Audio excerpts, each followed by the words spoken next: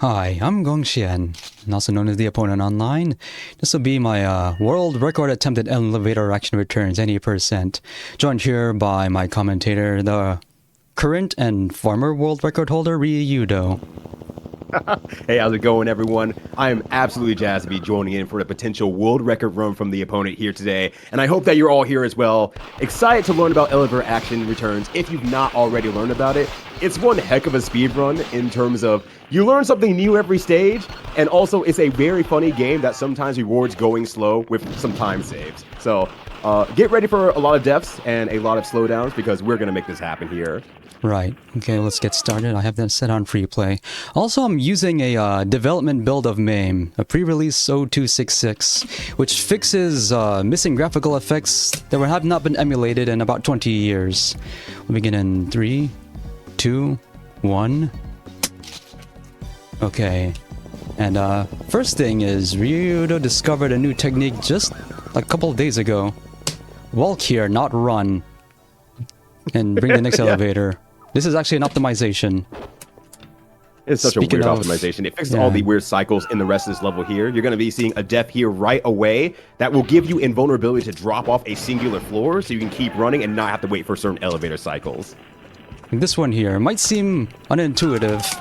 That you have to wait for that elevator so you can fall down it, but that actually saves about a second compared to the previous route. And that explosion, there's a cutscene. You don't take any damage from that.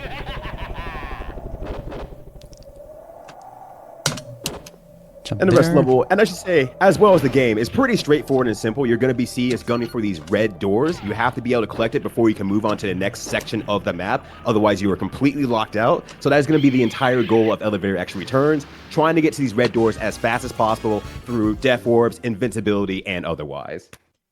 Right, you also may have noticed that, hang on. These guys have never heard of a front door. We're going to come in the easy way.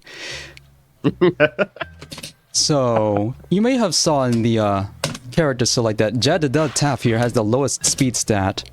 That actually isn't true. He's actually the preferred choice for the speedrun because even though he has the slowest walk speed, he has other properties that more than make up for it. Like the largest health count, so he can do some very aggressive damage boosting, which we'll see later. And as you're already seeing him just kind of charge through everything here, his special ability is to just be able to put his big, manly chest out there and just run over the opposition. And that is just, you don't have to stop for anything. So he technically becomes the fastest character in the game as well for speedrun stuff. He also has the best bomb in the game. Proximity mines. They explode when enemies come near, which I'm doing here. And the shrapnel goes everywhere and actually lasts a little bit longer than you might expect. So I'm aiming upward here, hoping that these jetpack men will die off screen. Because if they do, their sprites will disappear instantly, but that's not happening here. Yeah, also, I think this part's a little bit weird here. I think there's a frame rule here that that screen will not scroll until a certain point in the song.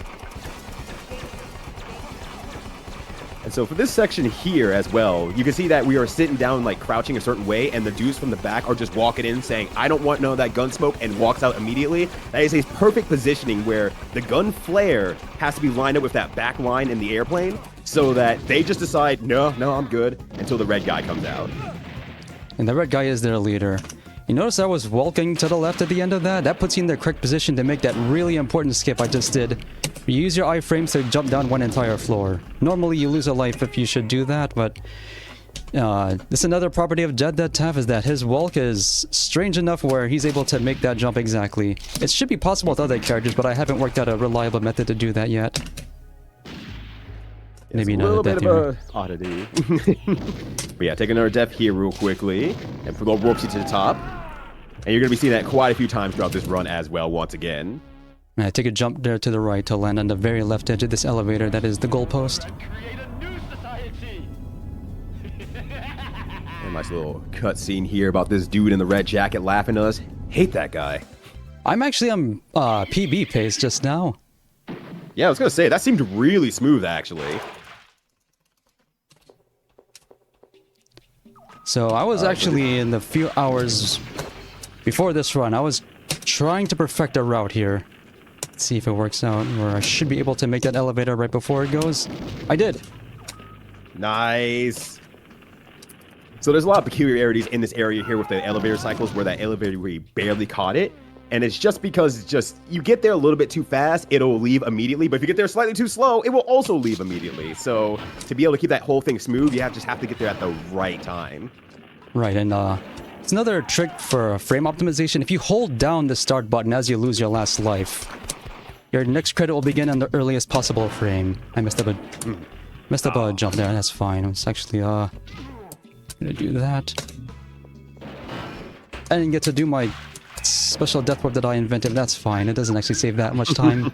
Yeah. Where I force the screen to scroll and then move to that elevator as it moves down, which kills me because you're no longer on screen. And it also warps you up to the top. But it's actually random if that saves any time at all, depending on what the guys on the top are doing. It's fine.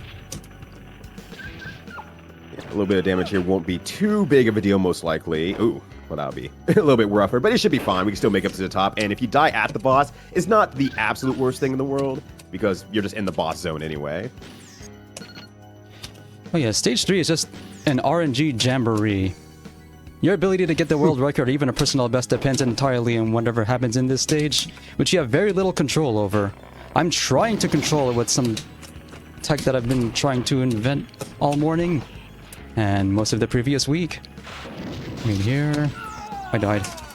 What's gonna happen? So you might have seen on the elevator before that, the opponent sat there for a little bit. So we're waiting for the cycles of the elevators a little bit higher up on the floors to move ahead so that everything else kind of gets put in place so you don't have to wait for any other elevators ideally. So that whole thing about slowing down to speed up is very pertinent there. But this elevator here went off script. So who knows what's gonna happen now? It's going rogue. Yeah. Someone stop it. But once again, kind of the orange jamboree that's happening is always a fun time for this game. But this boss here, this is like, there's only like 2 bosses in this game. Can we call it that? Here is just a parade of dudes.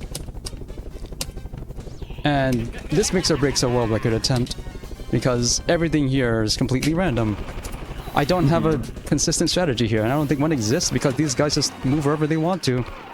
So you open these barrels right when that 5th guy exits the Apache, so we can get those fires going. Just clear these men out as fast as possible. This is why I collected the M, by the way. The only part in the game where I collect the machine gun instead of the rockets to destroy people immediately. Here's my strategy. Throw all of your bombs and hope they do work for you. And then take a death to get more bombs. And this also recovers your HP, which will be good for the next few stages because there's a few damage boosts that you'll need to take anyway. So going to the next stage with full health makes all that actually applicable. My clock is red. For now. Yeah, I mean, we haven't gotten to stage 6 yet. That's where everything really opens up. This is the shortest stage in the game. It's also very execution heavy, so I need to focus here. Yeah, I can take over talk if you want me to. Please do. Yeah, so you're going to see on the stage here, there's kind of a few executional things that will be kind of an issue. The first one here is on this first elevator. You need to be to the very, very tippy right of it so you can get to that door, red door, as fast as possible and exit as fast as possible, because there's a jump up here that can only be made here that you springboard up onto that next elevator, and unfortunately it is missed, but that is really actually a lot tougher than it looks. It's cool as hell when you hit it, though. So throw a grenade there to make sure those guys don't come up. Oh, getting kidnapped by an elevator. Gonna grab that red door here. Got a little bit of time to just kind of spare for a little bit. But if you do everything correctly, this elevator cycles here brings you pretty much all the way to the top near instantly, just with like perfect timing the entire way through. So here's damage boost number 1 here. We're gonna take a hit from the guy in the, I guess he's in a hovercraft, effectively. And then from the top here, once you get to the top red door, you're just jumping over to the left. And there's one more thing that you have to do frame perfect, and I'll be exiting the next door after this one. Because if you exit too early and you try to make that jump, they will shoot you out of midair. So you have to delay a little bit there, as we saw with the slight pause from the opponent. Well, I don't know what happened there. This level's funny. That's all there is to say. This level's funny. Okay. And speaking of funny levels, Mission 5! This is where 1cc attempts go to die. This is where everything goes to die. Jump here. Try to do an air walk there. Nice job. So I'm gonna do this. So I mentioned this in SGDQ where you're actually allowed to fall down 0.99 elevator floors. That's what I did there. Hang on. Something strange is happening here. I gotta hold these up. Yeah. The 5 elevators. This is what I call So them. the reason... Yeah, the 5 elevator section is very, very weird. As you can see, there's a bunch of elevators there. Obviously, you want to try to catch it as soon as possible, so you need to kind of fake out where the bottom floor is for a little bit so that you can be able to make them cycle back up if you miss the perfect cycle on this stage. There's so much stuff that can go wrong on this stage. It's very funny. I'm just taking a bunch of deaths here. I'm just salvaging this best I can. Twice the cities won't be a world record. Too much weird stuff has happened. I never know what's gonna happen there.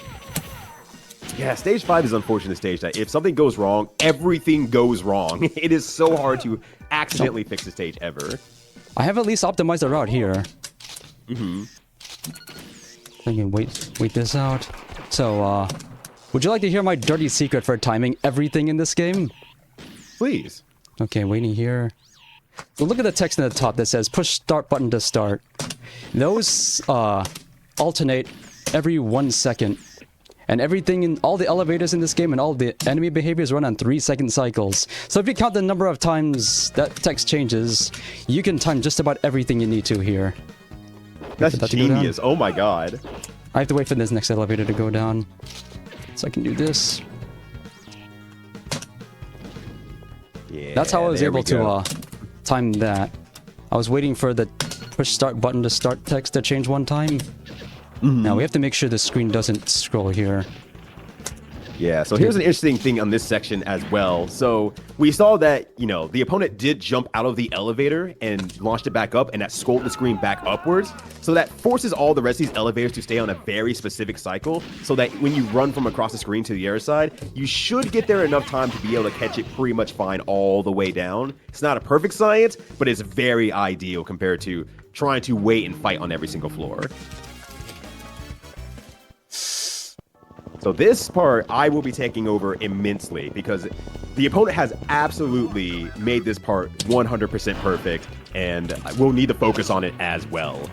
So we're going to jumpstart this first elevator, grab the first door. This is a pretty straightforward part here, but it allows us to get the elevator back a little bit faster, and then we go on this section here, which is just more or less a shooting gallery while we wait to get to the bottom here and get to the rest of the stage. I see a question asking why the red doors are important. It says get a data. Data's important. I love data. I'm a data scientist. That's a lie. I'm not. Do not listen to the fake data scientist. So from this point on, we're kind of basing on some RNG to make this stage as fast as possible and also trying not to take too many hits along the way here. We grab the red door. That elevator does come down. So we're able to just run straight through, and then ideally we run through here and jump over the gunshot. Great stuff. Oh, but a little bit short for that second elevator. That sucks. But it happens. Everything's just immensely tight here.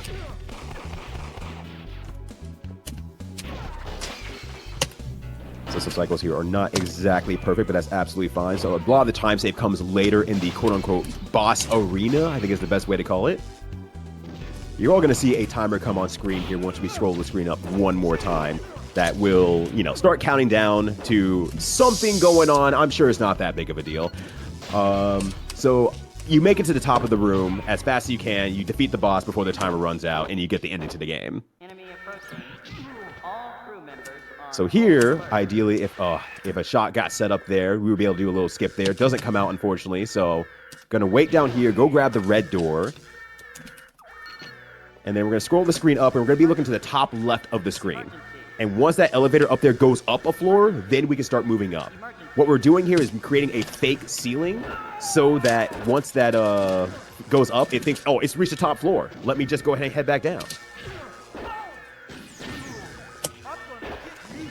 Trying to rush through here. Yeah, I'm just going to wait here for a second because we're kind of doing the same thing again. Just wait for that the elevator to reach the top of the screen so it scrolls back down again. Unfortunately, do miss it because the hovercraft guy is an absolute jerk. No one likes him. So doing the same thing again to the top right of the screen once more. So unfortunately, we did miss the rocket launcher due to the earlier death. Very unintentional. So we won't have the rocket launcher tactics here. But what you can do with the rocket launcher is shoot at the boss from beneath the floor and make the explosion hit the boss on the way up so that you can get some extra damage on the boss while you're using the elevator up here. So we're going to be using the mine strats instead, our old school strats.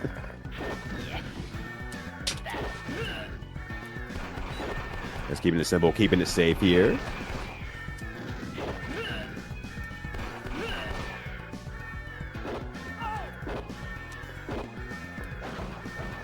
So I hate this red guy. And then once we get rid of him, doing some action kicks. Hell yeah! And we're gonna put Jad's big body. Oh yeah, that happens sometimes. Yeah, put Jad's big body against that that power box. And there's that timer once again, just kind of like, oh, what is that? Oh God!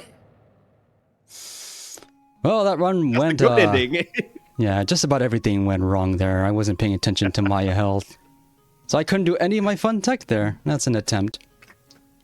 It is an attempt, but you know what the people out there can do is watch you actually do more of these runs on your channel as well, because you are a massive runner of this game. Where can they find you, The Opponent? No. Yes, I'm at twitch.tv/theopponent, and while I do speedruns of arcade games that get my fancy, most of these days I'm just streaming RPGs. So, oh, the transparent water bottle is seen in SGDQ so 2020, where I ran the Saturn version and got 1 CC there. Also, look at the background, also seen in Elevator Action Returns. Thank you very much for doing commentary, despite everything that happened, Ryudo. Twitch.tv says RYYUDO. Hey, happy to be here. I'm always jazzed for anyone to play Elevator Action Returns. I put together one hell of a guide as well to hopefully get more people playing. It might even help with your 1cc attempts. I saw some people asking about it in chat. So, hey, definitely check it out if you get the opportunity. And I would love to have you hanging out as well. And to answer the question, I think the world record was at 13:21, if I remember correctly. Yeah, that is your record. My previous world record is 13 minutes 30. I have not come close since. And that was set last July. So there's another person asking about the Steam port. It's a port of the Saturn version. If you turn off VSync, perfectly fine. Although the sound effects suffer. But other than that, it's a good port. Yeah, it's where I learned to 1cc it as well. Yeah, it adds lag. Anyway, I'll be back with this run. I have to get world record. Yeah, I gotta start like really putting the effort in, because I'm like, I'm gonna push that down if I can too. Don't catch up, please. Yeah, I need to make my own guide for this game because I've discovered a lot of tech since. Anyway, coming up next, I'll do 1cc attempt on Time Crisis 1 because this world record attempt isn't enough of a time crisis. Once again, this has been The Opponent and Ryudo on commentary. You're watching Retro Gaming Live TV, Retrothon 2024. Stay tuned.